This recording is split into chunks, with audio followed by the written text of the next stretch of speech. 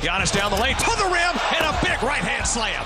And a mega mean mug from Giannis. Davis, good outlet pass to LeBron. Here he goes. Back pass to Danny Green. Oh, my goodness. He scores it. What a pass by LeBron. Embiid rolling, and he slams for two. Looking for Tatum. Takes it, makes it.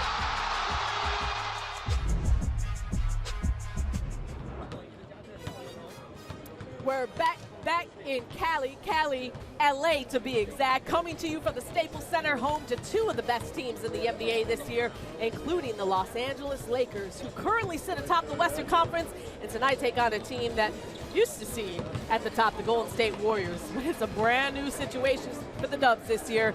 We'll get into that in just a bit as we're taking you up until tip right here on Hoop Streams, next 30 minutes. Coming to you live on Twitter, on YouTube, and the ESPN app. I'm Cassidy Hubbarth, and I got two stars fit for these Hollywood lights. NBA champion Kendrick Perkins and WNBA All-Star Chiney Ogwumike, two Houstonians as well. Yeah, hold it down, 281. What are you? I'm 409. I'm from Beaumont. I just live. Oh, my bad. It's just We it's claim a them, Texas though. thing, but I got We claim them. Yeah, y'all claim. Yeah, Texas boy though. I'm from the Beaumont, the real country of it. Okay, well, we got you guys, and we got an interesting matchup tonight. A lot of storylines to get into as it's the main attraction. And we start with the Los Angeles Lakers and the not-so-washed Kings. My quick twitch is back, my speed is back, my strength is back. That's what it's all about.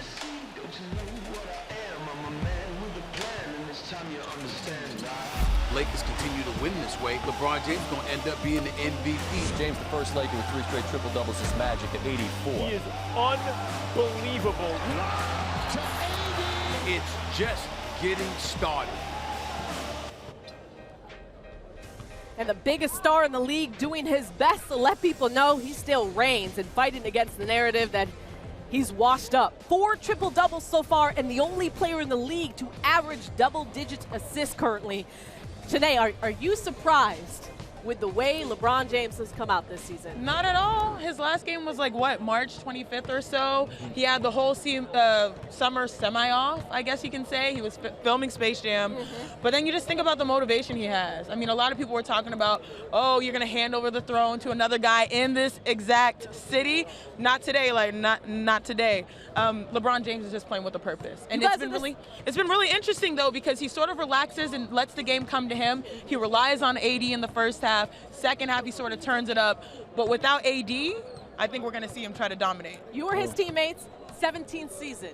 Are you surprised? Not at all. I mean, this is one guy who amazes me. You know, once I got on the team with LeBron, I was able to watch him and watch what he do throughout, you know, outside of basketball, and the treatment that he gets around the clock. You know, the millions of dollars that he invests into his body yearly. It don't surprise me at all. He makes the sacrifices. He also watched ESPN. He also watched Fox. So he hear all the things that's being said about him. So y'all saying he was washed? No, he's really I don't know where he got that so, from. Listen, From us. before the season started, Cass, listen, I told everybody, I said LeBron James will lead the league in assists. With this team that he has, with a JaVale McGee rolling to the basket, or the Dwight Howard rolling to the basket, Anthony Davis, and you have shooters like Danny Green, Caldwell Pope, Daniels, and you have guys like that. I knew he was on a mission.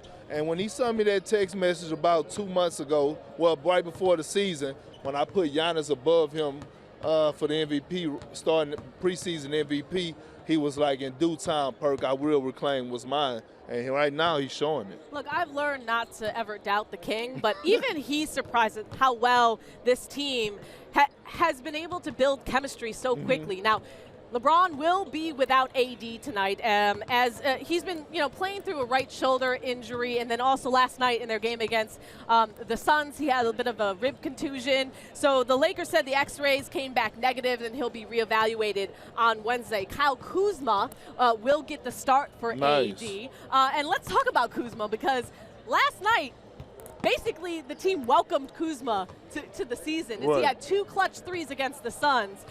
Can he make a big 3 on this team? I think he can, and I think he's the X factor.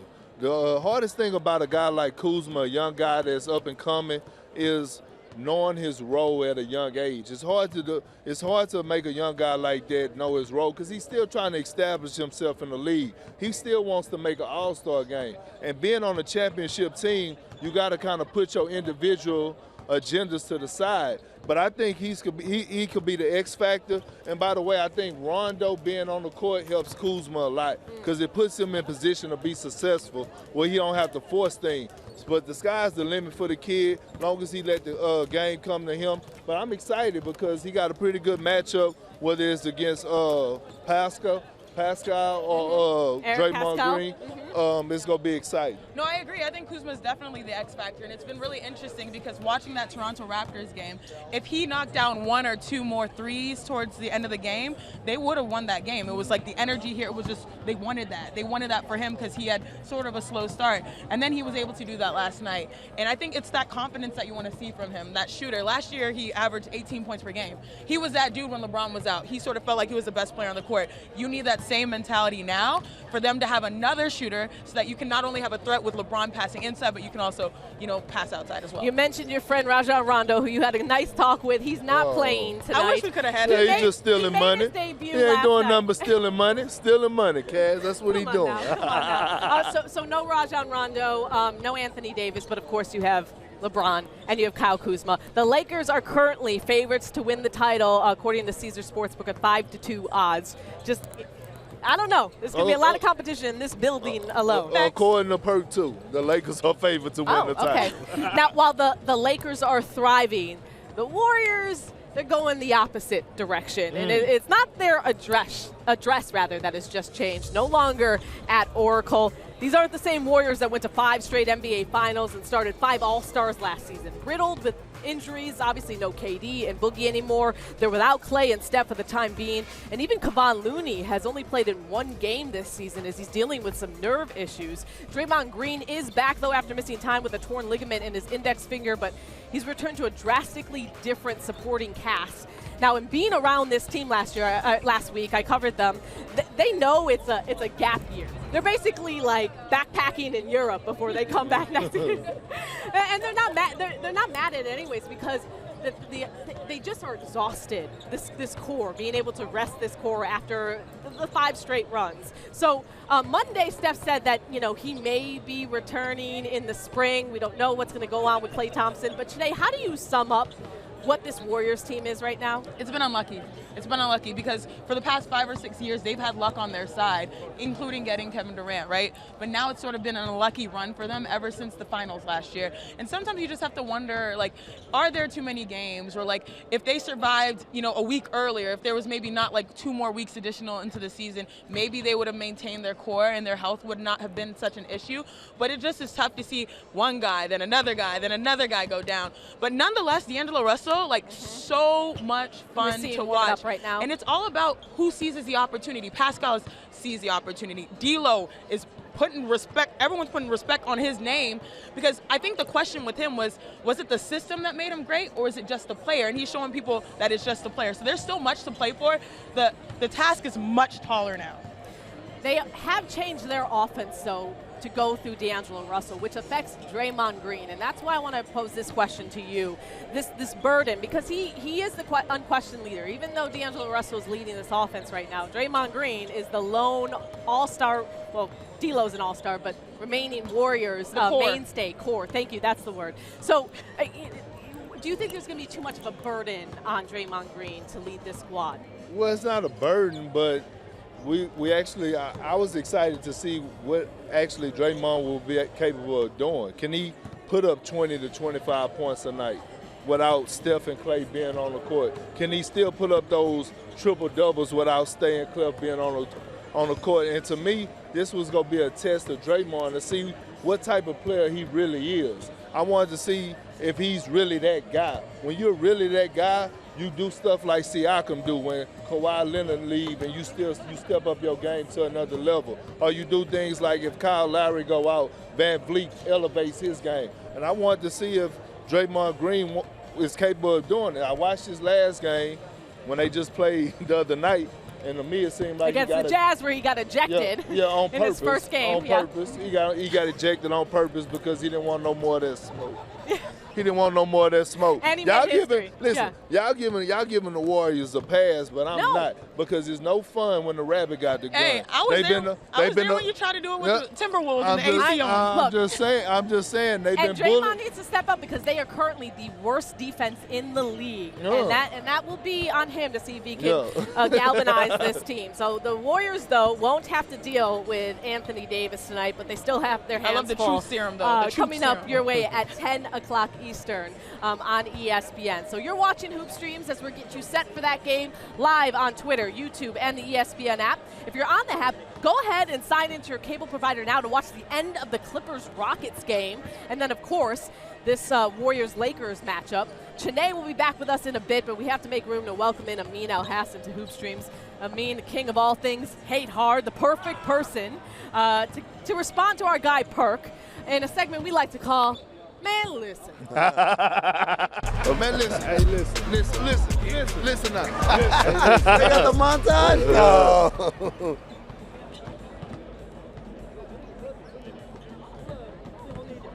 All right, gentlemen, so let me throw something out to you, these two words. Load management. This is the buzz phrase of the season. And Perk, you noticed something about the number 2 pick in the draft, Ja Morant. You tweeted this. So now the Memphis Grizzlies got rookie Ja Morant on load management. That's some BS, I can say that. And this needs to be addressed. Let me go to Amin, because we heard your thoughts. All right. Your reaction and your take on load management. So there's two conversations here. One is load management in general. It ain't going away. That's my thing, is we need to stop complaining. It's not going away because it's been proven to help players as far as staying fresh and being ready. Having said that, Ja Morant, that'd be a little much. 9 games into the season, he hasn't really played that many games in his career. Their season's not going anywhere special. You don't need to load, man. Now you're just trying to be cute. And so on this particular case, I'm with you, Perk, but in general, I think we need to stop complaining about it. Speaking of being cute, what do you think of Mark Cuban's recent comments when he called load management the best thing to ever happen to the NBA? I'm so tired of Mark Cuban and what he got to say, but at the end of the day, listen, this is how I feel, and I'm with you, and it goes back to what you just said, Amin. For us, like, you're doing load management, but Dallas is not a lock to make the playoffs. Right. So you do load management and you don't make the playoffs, then what? It's a fair season. This is my thing about load management. I'm not complaining about it, but when you think about it, we had guys that paved the way for us back in the 80s, early 90s. You look at guys like Barkley, Jordan, who's only getting paid $1 million, $2 million a year to go out there and lay it out on the line and play 82 games. Here it is today where guys are getting paid $30 to $40 million a year to come out here and perform and play basketball and get these fans what they want, people who pay their hard-earned money. Listen, if I was a regular guy working a 9-to-5 job and I took my family, I spent $500 on some good seats to come and watch come and watch two superstars play the game, and all of a sudden they sit out with load management, I would be pissed. Yeah. So my thing is that the fans are the reason that these guys are able to get these big paydays. And my thing is, it got to have some type of control because it's contagious. So what do you do? I have one quick resolution that Jalen Rose said. Right. That maybe if you are doing resting and not for an injury, then you get zeros. You don't get DMPs, you get zeros for the games, because guys look at their averages, and if it starts affecting their averages and they're just sitting out, I think that's a possible solution. But this is going to continue on and on. I got one solution. I heard Caron Butler say. What? He said if you're not dressing out and you're on load management, then you need to be up somewhere with a table signing autographs for the fans. I don't mind that one. We're trying to help you, Adam Silver. All right, let's move on to another controversial topic, and that's the New York Knicks. And Perk, you had some thoughts to Woj's report that Steve Mills was laying the groundwork for David Fizdale to be fired. You tweeted, "Set Coach Fizz up for failure from the time he got there. Jesus Christ, couldn't save this organization right now." Amin, the Knicks, go. Look, having a press conference after a game by the front office is unheard of.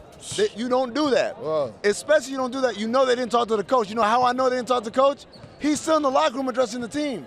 So if you're going to do that, if you're going to have a State of the Union thing, by the way, for the viewers at home, front offices, when they do address the media, it's either because something happened, a trade or something like that, or they'll have a monthly State of the Union, which is scheduled.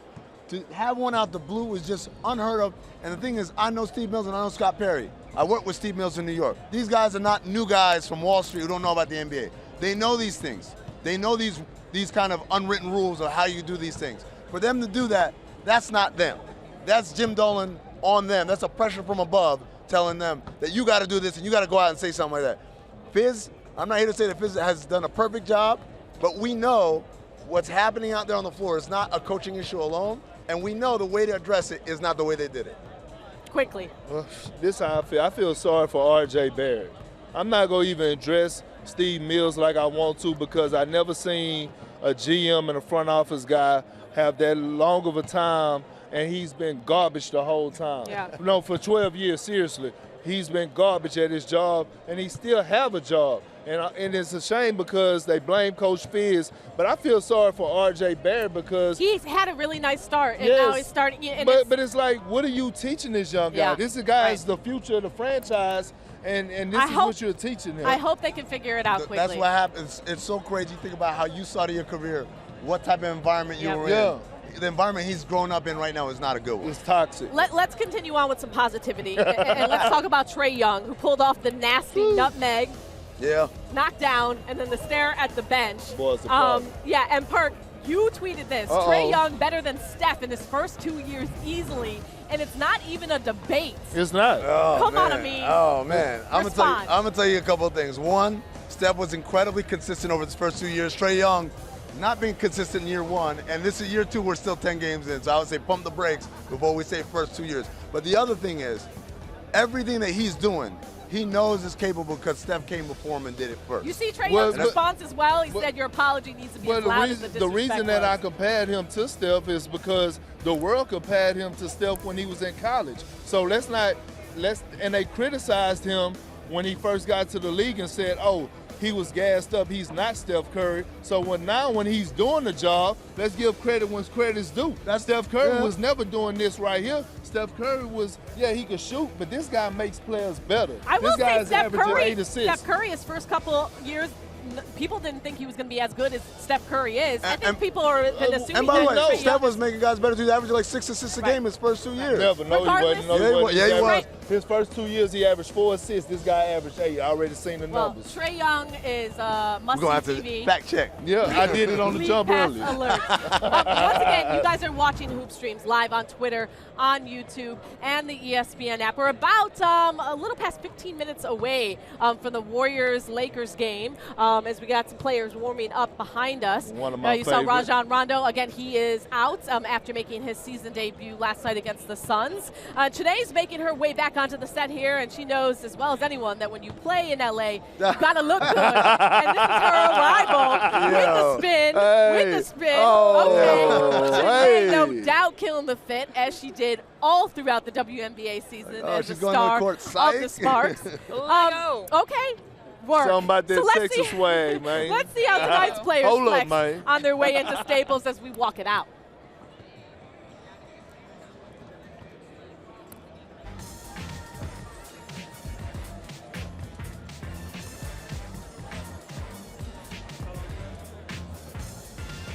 Okay, you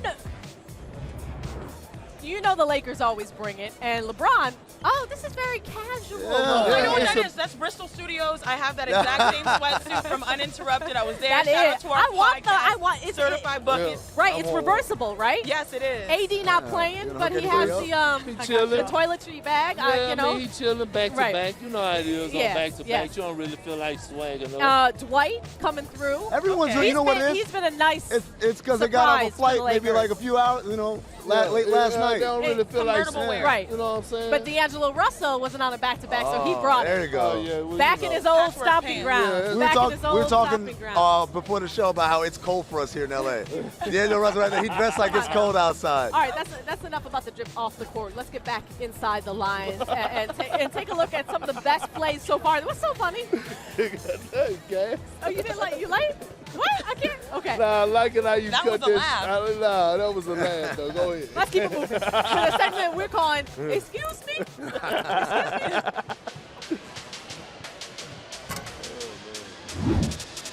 Junior hammered it down. Where you going, Josh? How about that? Hey, don't give. Embiid rolling, and he slams for two in the face of John Collins. Here's Harden chased by Brook Lopez and rejected by Giannis. It's swatted away. Good outlet pass to LeBron. Here he goes. Back pass to Danny Green. Oh, my and goodness. he scores it. What a pass by LeBron. Oh, what a pass by James. So when you watch all those plays, there's so many great moves that players do across the league. We got the Harden step back, the Trae Young logo pull up, the Giannis Euro step. So I want you guys to tell me what you think is the most impossible move to defend, starting with you, Amin. I'm going to go with the Harden step back because there are a lot of guys that have great step backs. Damian Lillard has a great step back. Trae Young has a great step back. But what makes Harden's step back so hard is it's counterbalanced with his ability to draw the foul. He is one of the best players we have in the league at decelerating. That's a stat that you don't hear a lot. But his ability to go from fast to slow is so elite that he makes you react, and he draws so many fouls that way. So to me, it's so hard to guard a guy like that because he's strong as hell, he's quick, he's got great size, and he can shoot. What about you, Park? Well, since Amin took mine, I'm going to move to my next one. Oh, And okay. I'm going with Giannis. I'm going with Giannis in the Euro step. Audible. The reason because is that when he Euros, he's so long that he's finishing. Now he's finishing reverse layups. Yes. He's dunking on you. And it's something that we never seen before. So he took the Euro step to another level, and it can't be stopped. He's already 7'1". It's a world He's step. chiseled. It's no he's more Euro. muscle. So it's just, it's unbelievable. So I had to kind of audible mine because Amin took mine. Okay, so the I last had two to up bounce MVPs, who are back. you going? I'm going with the Finals MVP, Kawhi Leonard, and his mid-range. Yeah. Everyone says the mid-range is dead. No, it's not. He's brought it back to life. Now, the reason why I say the mid-range right now is because it's one of the best shots to shoot, but one of the hardest shots to shoot. Meaning you sort of get your tempo, you can get to your spots, but it's the blind turnaround that makes it so hard. So meaning, can you hold this? Okay. Oh, let us know. Oh, demonstration. We on the Demonstration. floor. Oh, wait, we need to hear you. Wait, I got to talk about it. You lose sight of the rim when you do the turnaround, right? Okay. Lose sight. Oh, and then you shoot. Okay, yeah, you got that. Okay. I got it. So that's the whole Almost. point. We got it almost. You lose sight of the rim. It's hard to knock down, but it's so effective because you get to your spot and it's a go-to. So those are examples of three players dominating the game right now, but it doesn't stop there. Let's take a closer look at who's hooping in our next segment. These are the players that are under the radar or making an early impact on their teams. And Trae Young has done it again. This is unbelievable. Absolutely spectacular. Hits it. Big jumper from Kemba Walker. Here comes LeBron all the way to the rim for a thunderous slam. all right, so who's hooping? And let's start with you. Who's caught your eye? I'm going with the guy that plays in my hometown. You want to turn it around? It's double-sided. Why does it matter? There you go. That's a pretty side. Devin Booker. Yes. We all know about his scoring prowess and his ability to create not only off the dribble but moving off ball. But the big thing for me is he's doing it, but he's also playing defense this year, and that's huge because it's easy to be great offensively when you're conserving energy on the defensive end, but he's not doing that, and I think that's a huge step for him in his career as a player. Shout out to Monty Williams because absolutely. And that whole entire coaching staff. And we talked about R.J. Barrett and that environment. Now Monty Williams is going to have a great impact on Shout out Devin to Booker. James Jones for hiring him. Yes. And who's your pick for that guy that people should be paying? Okay, we had a lot of H-Town love. I'm going to give love to Yo City, Cassidy. Oh. Kobe White. Oh, man. Let go. So he set a rookie record with most threes in a quarter. He just had 27.7. Against the Knicks. Against the Knicks. Do that count? Do that count? Hey, they're a pro team. Because it's like adding salt to the wound, you know what I'm saying? But just for a rookie to come out and bring some life to Chicago, man, we have the NBA All-Star game coming out here, in February. So Kobe White's just been hooping.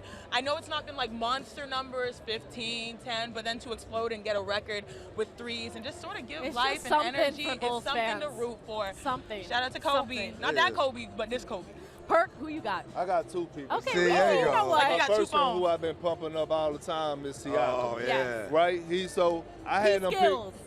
pick before the season started that he's going to make his first All-Star game. Same. And right now he's averaging 26 and 10, and he's showing his skill set.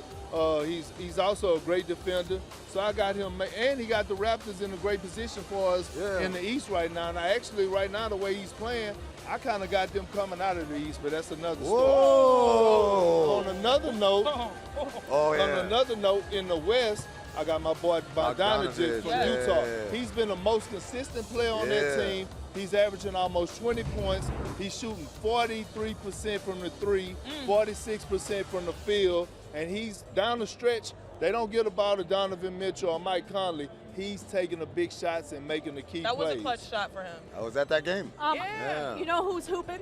Talk to me. The Boston Celtics. Oh. You know who I'm going to specifically point out? Point them out. Jaylen Brown. Hey. He got a lot of, there's some criticism about him getting that extension. Who Something that the who Celtics said don't. something about Jay? I'm just saying, the Celtics still hand out that rookie extension often. They don't. And he showed up and showed out. Like he did miss a couple games with an illness, but since then he's been huge on both ends of the floor, and he'll have even more of an opportunity to step up with Gordon Hayward out for about 6 weeks. What'd your grandpa say? Take that for show money? Yeah, you got to take the for sure, instead of trying to get some more, baby. But what is this? This is like back in the day when we had the Lakers and Celtics atop the standings. Yeah. But then we got Clippers and Raptors at the top of the standings too. It's a new NBA. It's a new NBA. So tip off from here from Warriors Lakers, and it's just a couple minutes. But before we say goodbye, we gotta say happy birthday to our boy Perk. And Perk, I'm sorry, your birthday was on Sunday, and you went to the Cowboys game. I don't remind me. Man. Your beautiful wife. Why they punishing you like that, man? Have you been okay? Like, have you recovered from that loss? Have you recovered from that loss? Not really. Well, appreciate maybe this will help you feel better. I appreciate brought you. you And a chocolate cake. and the chocolate cake. That's my The big best. 3-5. Yeah, getting older. I'm almost close to 40. I'm dead. But listen, that actually ruined my birthday. I thought we had the game-winning drive. I'm not even about to get in there. It's still Cowboy Nation. We have any forks? I mean, come on now. Happy birthday. Okay, we'll eat it on the side. Are we getting lit up in here? Okay. Let me. Get in there. Hey. Your turn. See what I'm saying? Look, I already put on that retirement. I already put on that retirement 40. As we say goodbye, give me one prediction about tonight. Eric Pascal's going to have a great game. Oh, okay. Yeah. How great? He's coming off the bench. He's not starting in this one. Kuz is still going to go off. Okay. He's got opportunity. He's starting. I'm predicting Lakers by 4.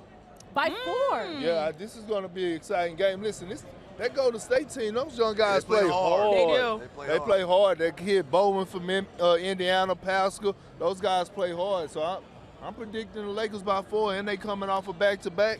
I'm predicting King James to maybe go for 35. Too. Okay. 35 on a birthday. Is he going to get another triple Birthday double? 35. Nah, because it's too many. Couple guys are out. AD out. I see him being more aggressive tonight, Cass. Okay. All right, well, make sure to check out that game at 10 Eastern on ESPN. Hoop Streams will be back November 27th for Kyrie's return to Boston. I can't wait. I can't wait. Pettiness is going to I be cannot wait. Happy birthday, Perk. Appreciate Happy birthday. Happy Can't birthday. wait. Here on Hoop Streams. Enjoy You know the what game. the show is. The live show going down. It's going H-Time, down. Yes, Cass, 281. Shot The Time, Stallions. You know what I'm Amin, saying? My all God, up in cut it Phoenix. out. You know We're what it is.